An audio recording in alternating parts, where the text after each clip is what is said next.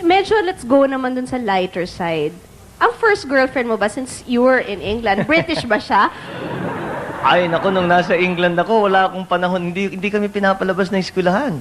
They would let me out. I would be in school for, isang semester namin was 3 months.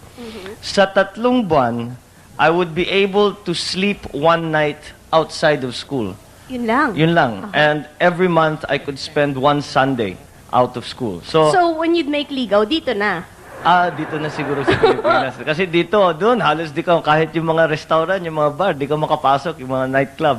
Eh dito, hindi masyadong stricto, kahit basta't may kasama kang may edad, they will let you in. Do you feel na a lot of the girls were fawning over you na pinagkakaguluhan ka dahil Bongbong Marcos ka? Or do you think it's your charming personality? I don't know. I don't know that they were fawning over me to begin with.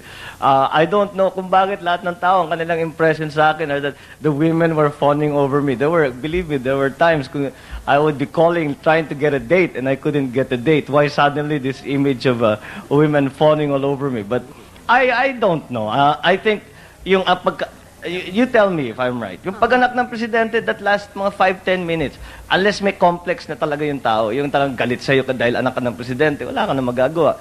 But karamihan naman ng mga tao, pagka nakausap mo na, after 5-10 minutes, wala na, that's over. Except for the fact that you're surrounded by Would anybody have the guts to say na, oy, pare, galit ako sa'yo, bakit ganyan naman ang mga magulang mo? Would they dare do that to you?